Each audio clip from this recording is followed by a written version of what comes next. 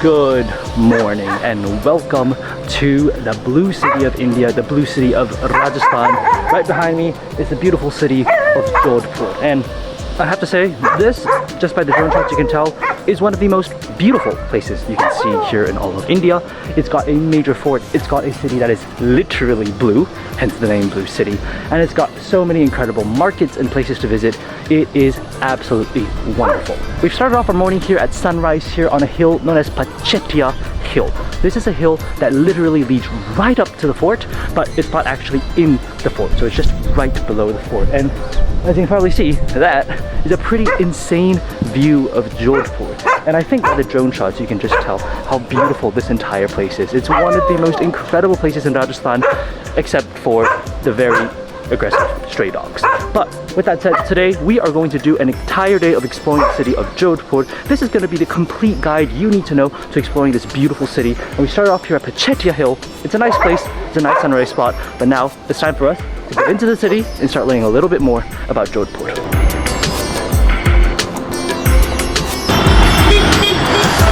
Now you can probably tell it is raining quite a bit here in Jodhpur right now. It's monsoon season, which means that rain is very common here in India. But that is not going to stop us from exploring the incredible city of Jodhpur. And we've come to our first place right here in the center of Jodhpur. It's the main market of Ghanta Ghar. Ghanta Ghar refers to that structure right behind me, the famous clock tower of Jodhpur. It's from the 1800s period, and you can see it's almost a mix of British and Indian architecture. The clock itself looks almost very, very British, but then the structure itself almost has like an Indian style to it. That's something I've really noticed here in Jodhpur. A lot of the architecture, a lot of the palaces that have been built here have been the result of combined efforts between British culture and Indian culture. In fact, many of the Maharajas of Rajasthan would go to British architecture firms to ask them to construct palaces here in India. That's the case here in Jodhpur, that's the case in other parts of Rajasthan, and that is a perfect exhibition of how British and Indian architecture have merged together to create the city of Jodhpur today.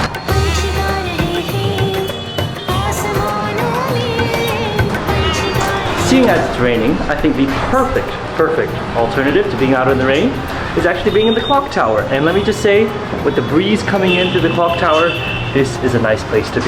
Now, I do need to correct something I said earlier. This clock tower was not from the 1800s. It was from the early 1900s, and it has over 110 years of history. Sure enough, as I mentioned earlier, this is a mix of British and Indian architecture. The clock that was installed at the very top of the clock tower was actually built by a British architectural firm called London's Lund and Berkeley from London. So obviously, like I mentioned, this is a mix of British and Indian architecture. You can see, as I'm inside the clock tower, you're actually allowed to climb it for a fee of 100 rupees for a foreigner. But it is an incredible view. All around the clock tower is actually a market, which is known as the Ghanta Ghar market, and you can literally see all the rickshaws, the motorcycles. It's busy, it's nice, but at the same time, up here in the clock tower, it almost feels like you've escaped all the hustle and bustle of Jodhpur. Now, at the top, I was expecting a panoramic view of Jodhpur, an incredible clock, and I don't know, something better than this right behind me. It's really cramped up here. Like, it's very, very tight. This is literally where the staircase ends, where I'm standing right now. And then that is the door into the clock. Now, the interesting thing is that this clock is actually reset every Thursday, where they move the main clock, the hands, back to their original positions. So Thursday is the time when they reset it.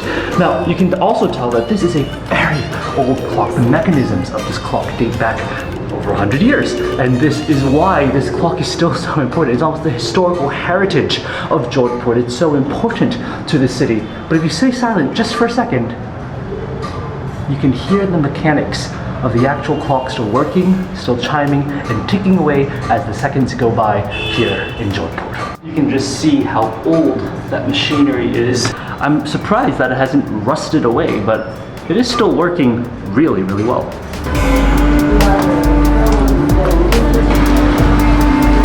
Now, I mentioned earlier that at the base of the clock tower is a massive central market here in Jodhpur. And we are currently at the base of the clock tower in that market. This is known as Sagar Market. It is a massive market selling everything that you can imagine, from spices to clothes to fresh fruits and vegetables. It's a really nice and vibrant place to be. Now, currently it's not the busiest simply because there's a lot of rain and people don't want to go shop in the middle of the rain, but it's one of the sort of main meeting central points here in Jodhpur where people put up their stands, they're selling things, flowers, fruits, and it's just a really nice vibe.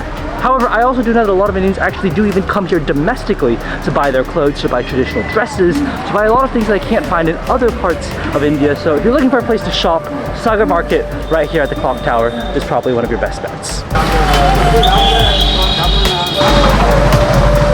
Literally just about 5 minutes away from the actual clock tower market, Sagar Market, is this huge body of water just in the center of Jodhpur.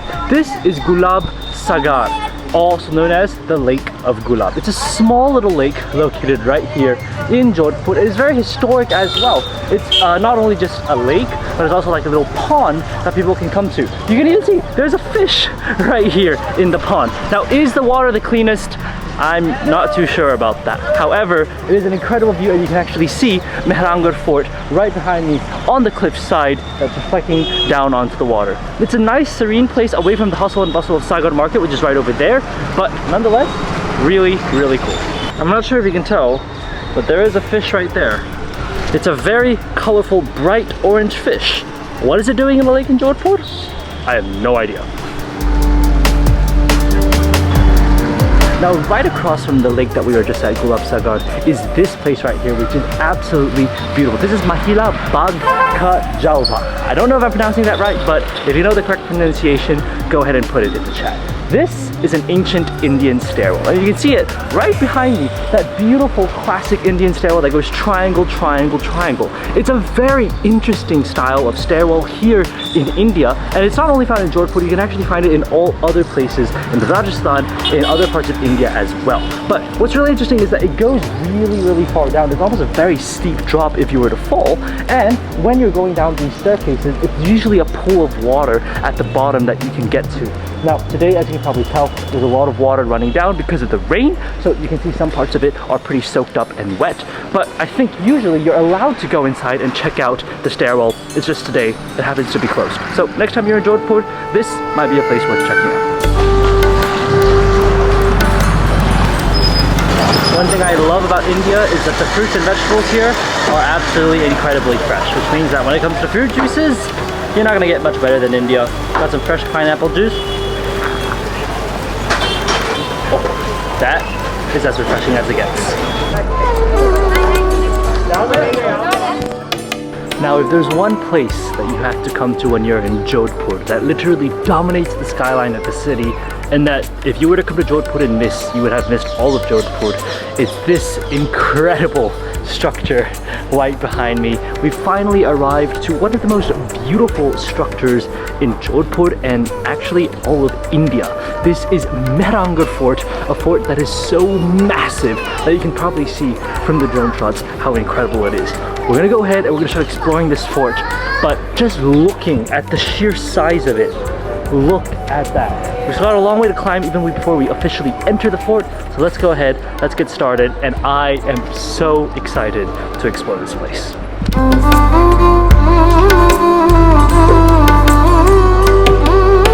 Haven't even entered the fort, and you can already see right here all the cannonball marks against this fort.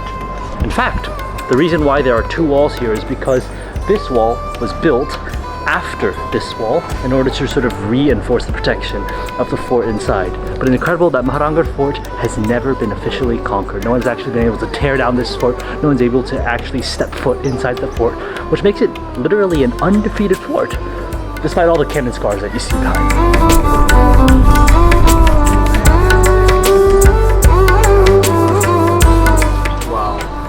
At these gates right here. No wonder this fort is undefeated. There's no way you're getting past this.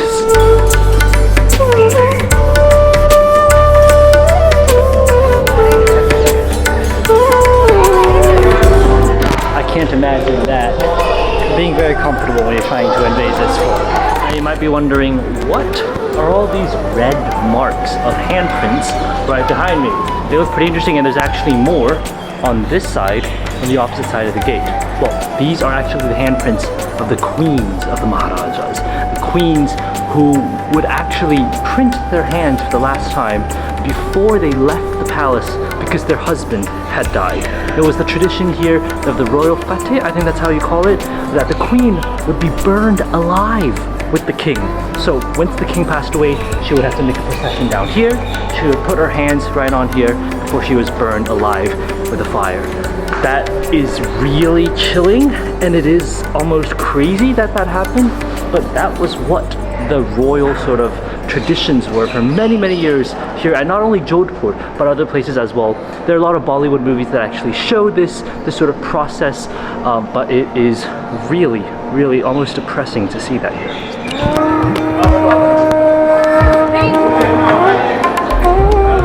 Welcome to the coronation hall of the Maharajas. First off, look at how grand this place is. This is incredible. Now, the Maharajas obviously had to be anointed in order to take up the role as Maharaja, and that right behind me, that is the marble throne on which the Maharaja would sit. To be honest, it looks like a pretty small throne.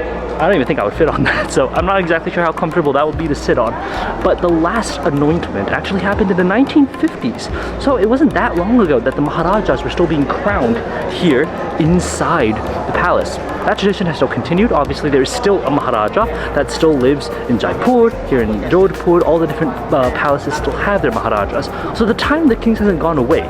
However, obviously the fort is now under different ownership. It is owned by the government, and you can still see the incredible palace that they lived in. That, however, does not seem like a very comfortable chair.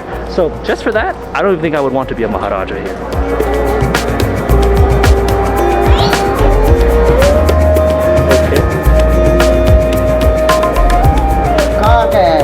One of the guards here just put this thing right on my head. This is called a pagri. At first I thought it was like a turban, but turns out this is a Rajasthani traditional pagri. It is quite tight around the head, and I can't put my glasses on, so I literally can't see anything right now. But that is traditional Rajasthani clothing inside the fort. It's an interesting way to get dressed here in Rajasthan. Thank you. Thank you. That thing is so tight on my head. It's 9 meters long, and I was sweating through it. But interesting way to get dressed here in Rajasthan.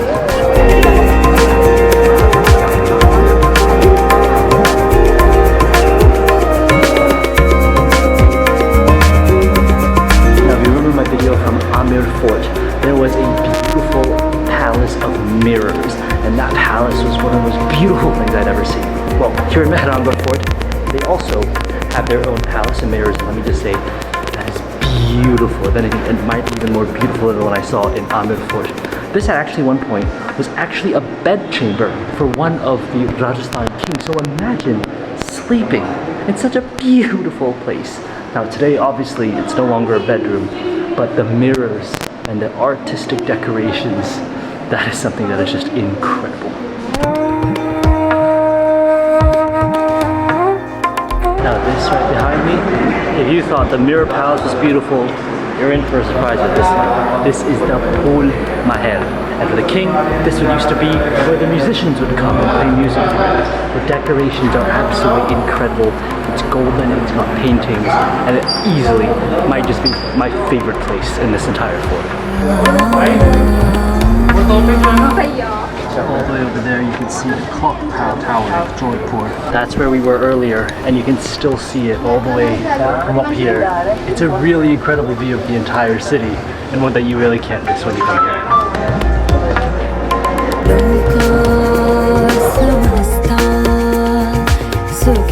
Now if you're wondering, no, this is not marble. Instead, this is actually limestone with a mixture of different ingredients that the builders and the architects actually made and put into the walls. It looks a lot like marble, and it's supposed to give the impression of marble, but it isn't marble. Looks can be deceiving, and here at the fort, that's exactly what they've done.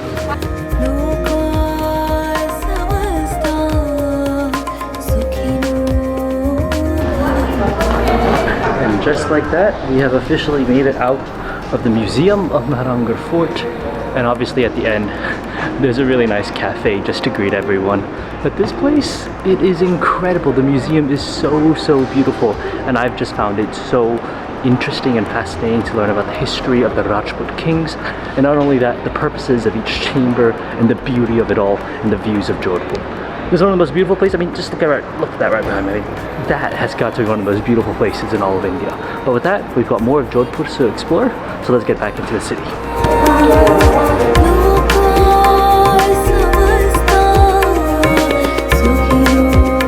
And just like that, as we've left the actual Mehrangarh Fort, we've come to our next and final stop here in Jodhpur. I mentioned at the very beginning of this video that Jodhpur is known as the Blue City because many of the buildings are blue.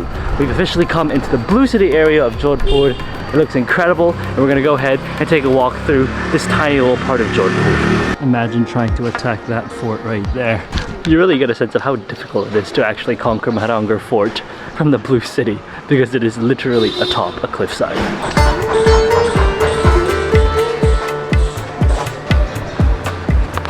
Now the Blue City is not blue just by coincidence. A lot of the actual locals who live here have painted their buildings and their houses blue for a number of reasons.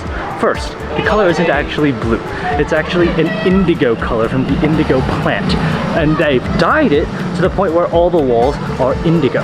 The next thing to note is that there are a few benefits to dyeing it indigo. First, apparently, it's a natural mosquito repellent. That's supposed to really help, especially here in Jodhpur, where it's really hot and you might have a lot of mosquitoes. The next reason is that it helps to keep the buildings cool. Jodhpur is in a desert and it gets really hot. So by being able to cool down the entire area with indigo, it's really helpful to the locals who live here to live in a cooler little area. But all these reasons are why this entire sort of blue city is painted as blue as it is. And nowadays it might just be a tourist attraction and it's beautiful.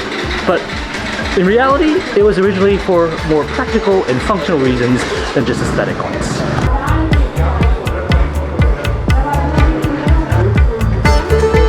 Now obviously with more and more tourists visiting Jodhpur, the locals decided that instead of just leaving the color blue, they might as well embellish it, make it better, and make it more artistic. So you have these new paintings, these new murals here, showing life in Rajasthan, the clothing of Rajasthan, Rajasthani culture. All of these points are all now sort of added in as additional pieces of art to complement the beautiful, natural, blue, original color that defined Jodhpur. I think I just found the funniest thing in the old Blue City of Jodhpur. This, right behind me, literally a hole in the wall, is actually a grocery store. So forget your Walmarts, forget your Targets. Here in India, a hole in the wall literally counts as a grocery store. And it's also so low, like this is the normal height. I'm crouching down to show you. But to be fair, they have everything that you could ask for. They got chips, they got cold drinks, they got ice cream. It's a pretty interesting way of doing shopping here in Jodhpur.